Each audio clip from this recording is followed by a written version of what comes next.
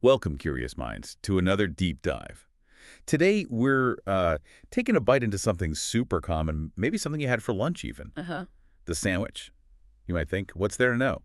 But it turns out, this everyday item, well, it holds some incredible stories about innovation, culture, you name it. It really does. We're drawing inspiration from B. Wilson's sandwich, a global history, and our mission, really, is to unpack the surprising journey of this, universal food. Get ready to see your lunch differently. It's true.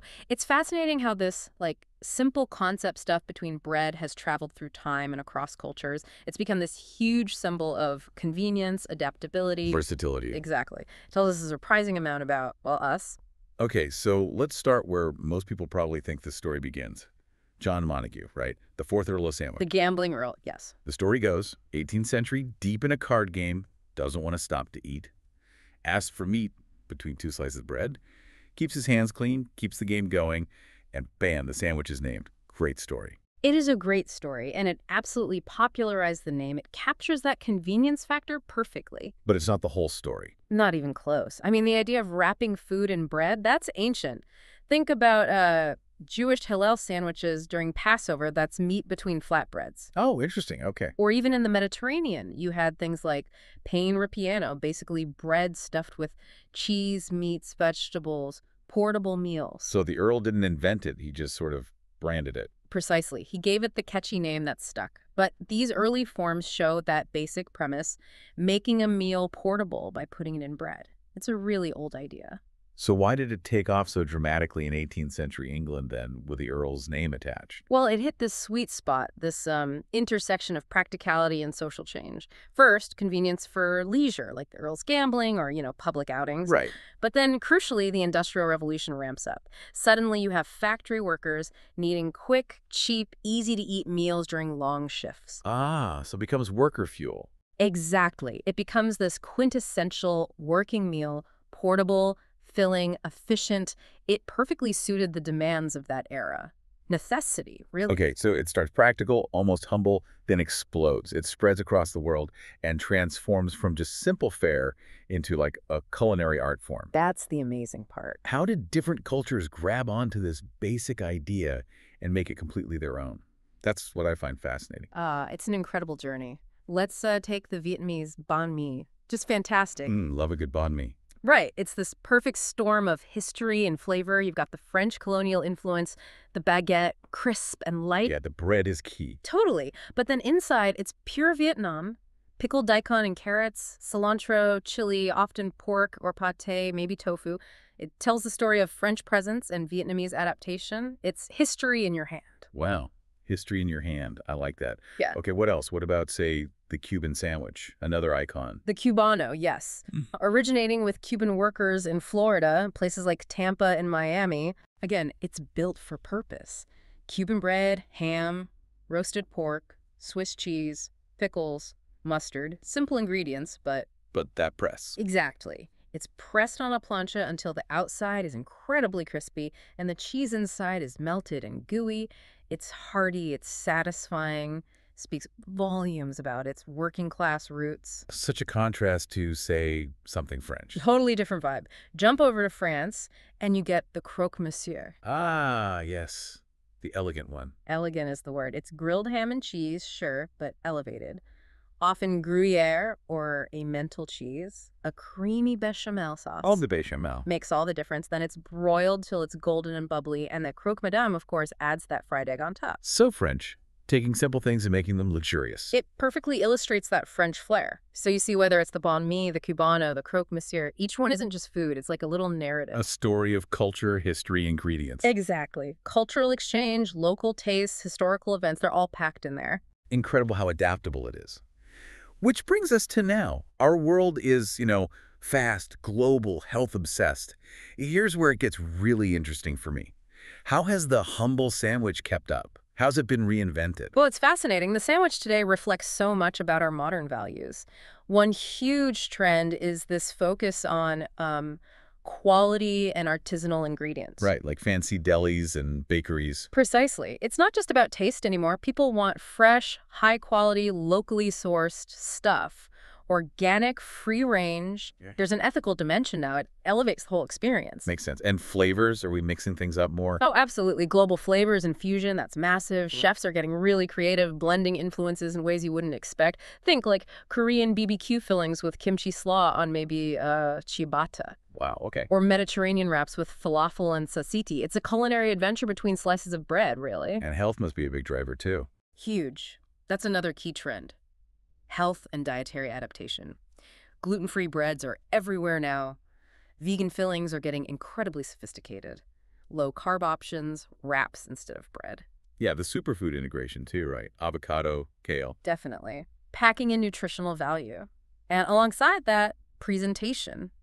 Sandwiches have become, well, beautiful. Instagrammable. Totally Instagrammable. Think about those gorgeous, open-faced sandwiches, artfully arranged. Visual appeal is a big deal now. So it's got to taste good, be good for you, and look good. What about the old classics? Are they still around? They are, but often with a twist. Reimagining classics is another trend. Your BLT might have heirloom tomatoes and arugula now, not just iceberg. Right, a gourmet upgrade. Exactly. Or a grilled cheese made with like 3 kinds of artisanal cheese on sourdough, keeping the comfort but making it modern. And finally, we're even seeing non-traditional things used as the bread. Like what? Wraps, obviously, but also things like fluffy bao buns or even savory waffles used to hold fillings. It's all about new textures, new flavors, catering to diverse tastes and diets. It really is endlessly adaptable. But let's zoom out a bit. Beyond the food itself, what about the social and economic side? How have sandwiches shaped things there? Well, it's kind of woven into the fabric of daily life, hasn't it? Socially, it signifies convenience, obviously accessibility, but also communal eating, think picnics, office lunches, sharing sandwiches, making them together.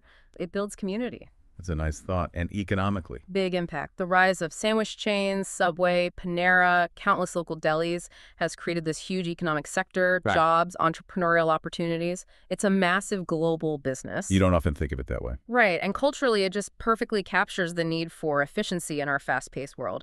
That on-the-go meal that still feels satisfying. It feels a very modern need. Okay, so bringing this all together, if someone's listening right now, maybe feeling inspired to up their sandwich game, what are the keys? What makes a truly perfect sandwich? Crafting the perfect one, it really comes down to balance. Thinking about the 3 core parts.